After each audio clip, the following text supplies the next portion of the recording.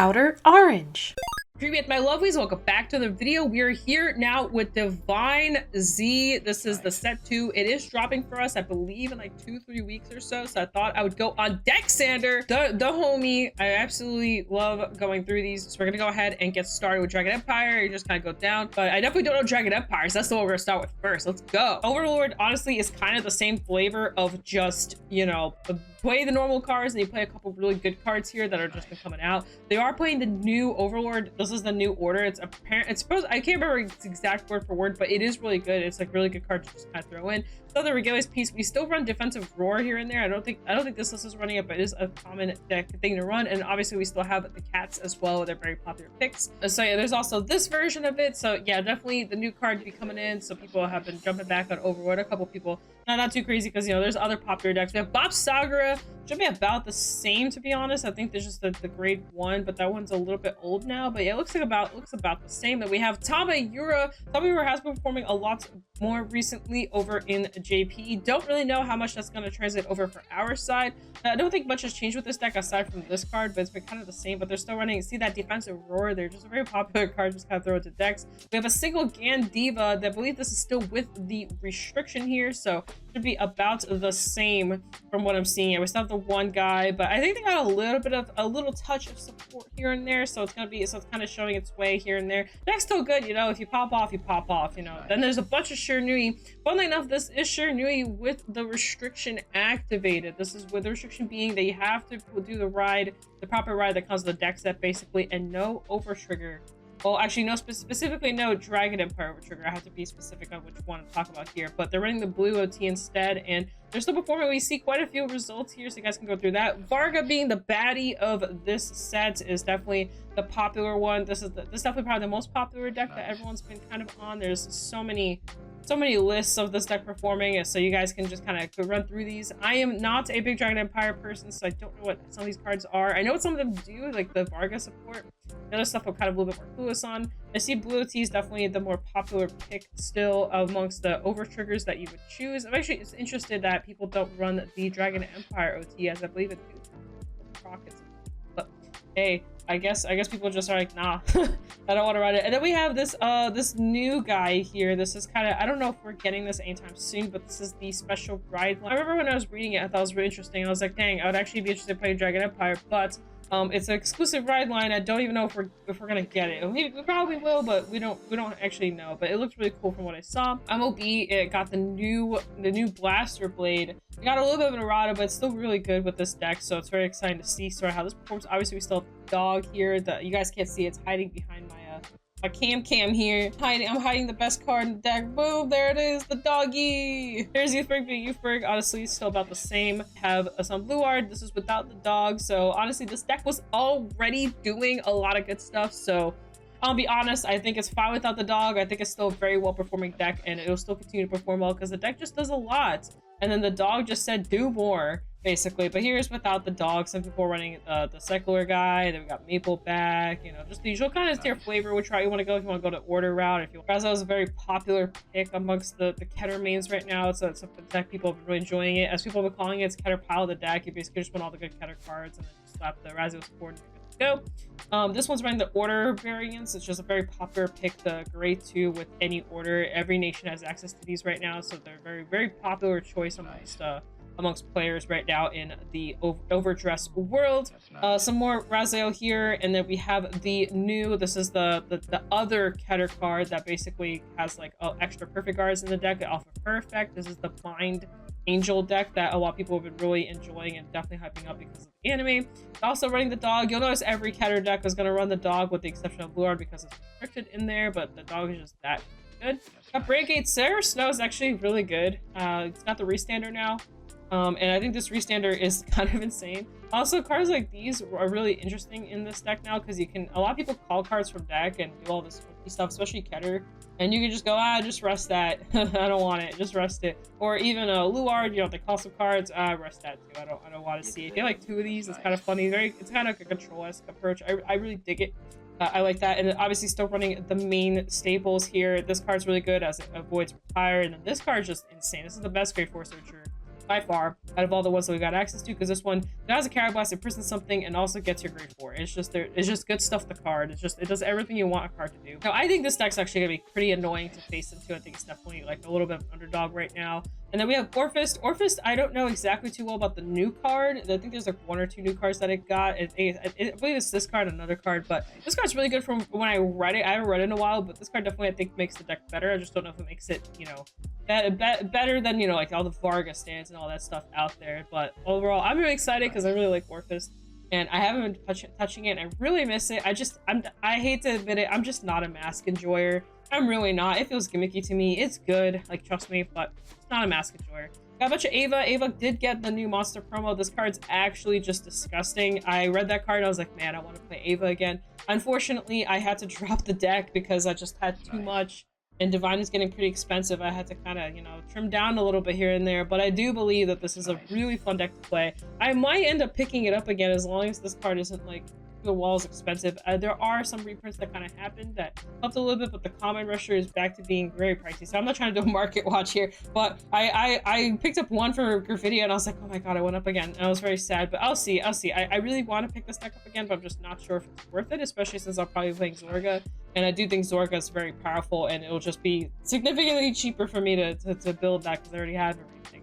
But here's another list. I think this deck's gonna be kind of a monster, so I'm very, very excited. I am noticing some people are running the regular PG here. That's interesting. I don't know if there's like some kind of gimmick I'm unaware of or something I don't know about. Running it. Maybe there's a way to access the monster cards that makes it better.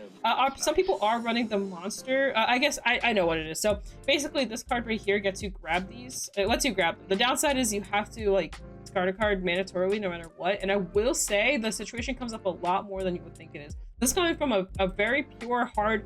I played Archive for like a long time, and I actually took it to competition. And I will tell you right now, it does come up where the free discard matters, and it will cost you the game. So I don't know if this is. I get it. You get to find it.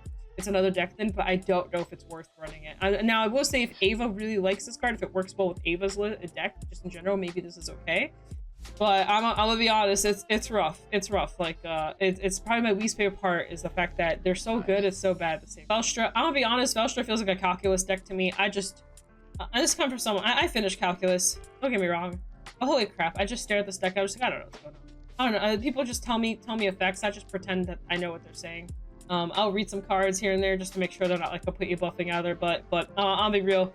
I don't know what Velstra's doing. I don't get the whole product operate thing. It's just for some reason it's out of my headspace. But if you're into Velstra, there's a ton of lists. It's been performing pretty well. It's pretty annoying. It draws a lot. You know, Midas is you. It kind of does the same thing it did in the past. It just does it a little bit better now. So definitely a deck to look out for. We got a random Barrow Magnus, which honestly probably looks exactly the same. I don't know what this card does, but to be honest, for the most part, Barrow Magnus has been like the so charge the deck, draw a couple cards and hope you kill in time and hope you heal. We got some Chaos. I'm really excited about Chaos, especially now the English side is getting these triggers. We are officially getting these triggers. These help a lot. They count as 2 names, not 1. That's 2. And because they count as 2, it makes the deck more consistent. And we are just getting them over the summer, so we're only going to have access to them now. And I think Chaos will actually be a legitimate deck. It's a little bit pay to win, especially if you're on the Cycler grade 2 that also counts as 2 names if you get the comic one. But long story short, I think this deck's always been good. The issue is it can sometimes brick, and when you brick, you kind of are in a really bad spot. It's just consistency. This is the card talking about that also counts as 2 names, but again, pay to win. And then also we have the new rewrite target to get to Chaos. The new Chaos Master, he is slightly better in it. They're both good in their own way, but I think in terms of like trying to finish out the game, this one's a bit better. And then that's basically that. We have Almajester. It did get the new card. We kind of saw it a little bit in the Chaos list. It's right here. This card's actually insane. Here's the English translation. Basically, it's placed on a rearguard circle from hand by paying a cost with Carry Blast. You can look at top 3 cards, choose up to 1, put it to hand, choose up to 1, put into your soul, and discard the rest. So basically, 1 to soul, 1 to hand, 1 to drop. And funnily enough, Almajester does work with a little bit of drop here and there. Once per turn, if you have an Almajester Vanguard, basically, you can pay the cost, Soul Blast, Energy Blast 3, search your deck for up to 1 Astrea, and its card name with a crit or critical, and plays your soul, shuffle your deck. If you put into your soul, you may choose a card from other than this unit equal to from your drop, it's soul and call to rear. So basically, if you shove in a soul, you take something from drop and call it, which is also really, really impactful. So you get to deck deck filter a little bit, and then you also get to search directly for Estrellas or critical triggers if you care about trying to go for the Crick edition. And then you also get a card from drop the board. All just really insane effects, by the way. All really good effects. Some people are playing this grade 1 just for the first effect because it's literally just a different Placina. If you guys don't know what Placina is, it's a Bermuda Triangle card that also does something similar. Counter so much top 3, 1 to board, 1 to hand, 1 to the bottom of the deck. But that effect is just really good. So having a card that just does this for a counterblast is not bad. It's a good card. So people are taking it in some of their Dark States decks. Definitely a really good card to consider. This is another really good Element Jester effect card as well. I'm actually thinking about picking these up because I've actually been really enjoying this deck.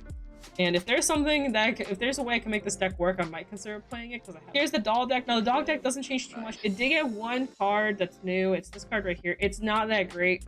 It doesn't really push the deck, but it's there. We'll have access to it, so it's something to consider when you're deck building. Bunch of Blagmere. To be honest, I have not been keeping up with like what exactly this deck does. However, I mentioned a long time ago that this order is going to come up, and it finally came up. This order is actually really good. You're just so charged, which most Dark States decks want to soul charge anyway, so it's just really good. Like I remember this full effect, it's either grab something for soul or it gives and it gives a rear +5 or something like that, but it's really good. And if I'm not mistaken, a lot of Vladimir decks are now running it. I knew eventually it was going to come a time where this card would start showing up, and I don't know what Vladimir needs it this badly, but yeah, most decks that I've seen are running. Let's go over to Stakea.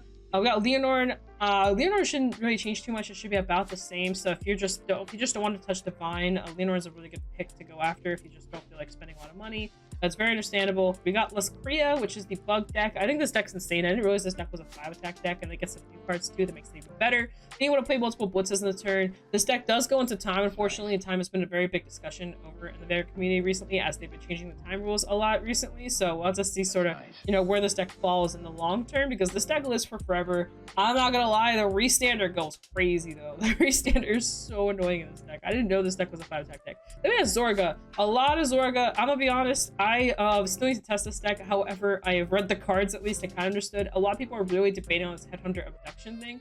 I agree. I don't know if this is necessary. There's also a lot of cards in the actual nation that bind stuff outside of just, the abduction. I'm kind of almost wondering if there might be better options. There's also a lot of discussion about Roaming Prison Dragon and if we need it or not, and there's been a lot of talk about that. Zork has always been a deck that's been really hard to deck build for. A lot of it has to do with the deck space. There's just so many things you want to do in one deck, and it's just sometimes hard. I will say right now, I am very happy to get off Mask. I am so tired of Mask. I really like the deck, don't get me wrong. I don't like the way Mask deck works. It's never been my cup of tea. Very happy to get off that, to be honest. Though it is nice going second, going Persona.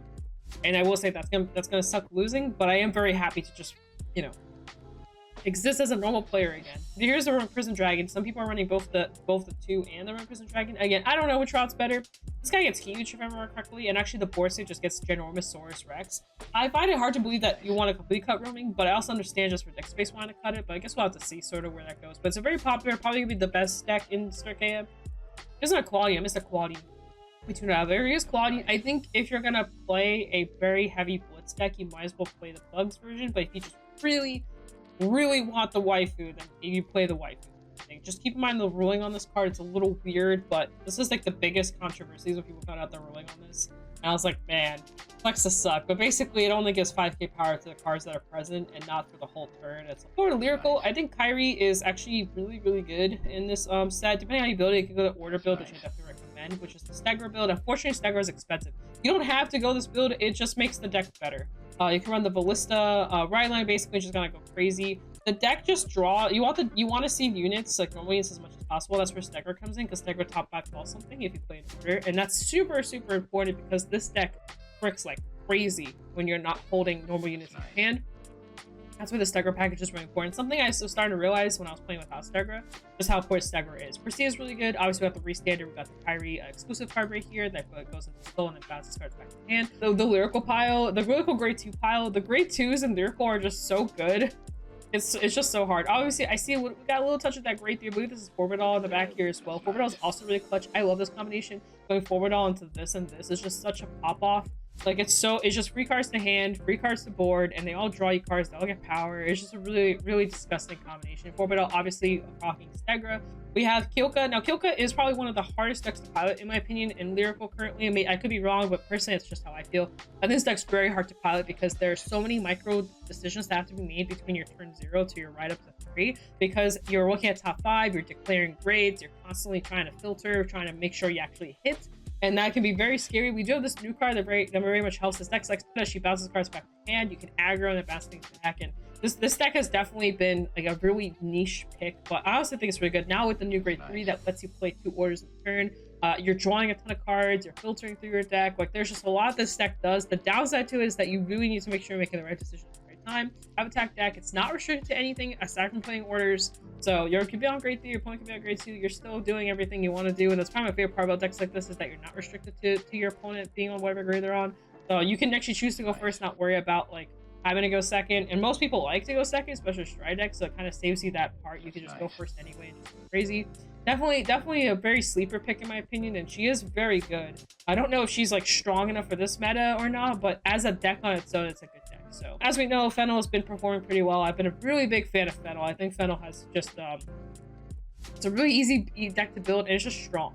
That's all I can say. It's just really strong. I think people really underestimate this deck. It's just pretty powerful. You just sit there and tell your opponent things have crits on them, everything just is lethal half the time. If you go first, this deck pops off like crazy. I think the new Regalia's piece also really helps, whether you play this one or the new one. Red OT is just disgusting in this deck. I'm so surprised when I see a list with blue OT. The red OT is just so much better in like almost every way. You're basically restanding already lethal column. It's just really good. We got some Prism. Prism should not have changed at all, aside from maybe taking a couple of the grade 2s if you really think you need them, which we're seeing right here. But otherwise, this should be about the same. We are running the new Regalia's piece, though. That's really just it, though. We got Charm Out list. This deck shouldn't change too much either, because it's just basically, you know, the Charm Out package. Got some Chris Rain here. You know, we got the little Highlander approach. You're basically just running good stuff cards in a deck that's generic. And then we have the Flaming G cards. I don't know what this deck does, but here you go in case we do get it. I usually don't like to look at these types of decks too much, because if we're not going to get it for like a year, kind of irrelevant, you know, but we'll have to see. Rabu, we are about to get Tokyo Rabu. I think we might have already gotten it. This is my second time recording this video, so it's possible that we already have it, but what's up is that's pretty funny. But yeah, just some training tool stuff. Honestly, I don't know what this deck does. You guys can figure that out. No Monster Strike, no Shaman King, no Record Ragnarok, and then we have obviously Mygo and Monica. This deck should not have changed too much outside of just running a different Regalia's piece and maybe touching ratios here. Honestly, I think 3 is the sweet spot. I don't think you need 3 or less than 3. I think 3 is a good spot, just for even just.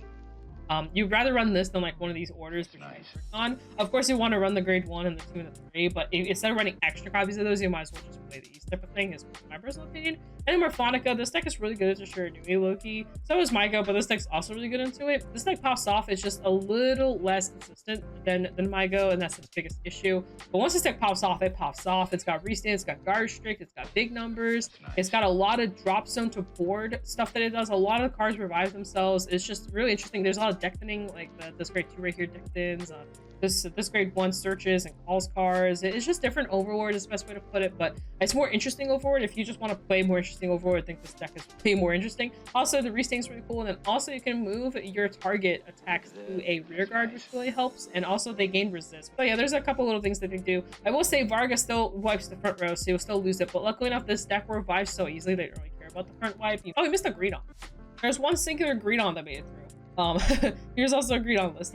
This deck, yeah, it's also playing the grade 1s. Grade 1 is pretty clutch. I wonder how it works in Greedon. I wonder if the searching if you care about the searching. I guess putting cards into soul performs, especially since you could shove Desire Devils back into soul with this if you discard them off of this, so you'll be able to get that. But there's Greedon. But anyway, that's it. Hope you guys enjoyed that. Divine 2 looks way more interesting to me personally. I'm really excited for the Zorga. And what are you excited for? What do you want to build for? Like I said, for me, it's definitely gonna be Zorga, maybe Alamajester, and I might just stop there. I don't know yet. I don't know if there's like maybe something. Maybe Ava will bring me back. Who knows? Or maybe I'll build Orphis. I'm not sure. There's so many decks to build for, and they have been giving support for old decks too. So there's quite a bit to kind of work with. I think there's even Flagwork support in here if I remember correctly. It's been a second. I don't remember. I guess I'll find out once I actually see the cards a little bit more in front of my face. But other than that, guys, hope you guys enjoy that. To the guys that shop, code Orange if you need any goodies. Hope this was informative to you. If it was, please like, subscribe, comment, all that wonderful stuff. It does help me and helps the channel. And that, guys, I'm gonna peace out. So peace out. That's Daniel. See you guys in a future video. Bye.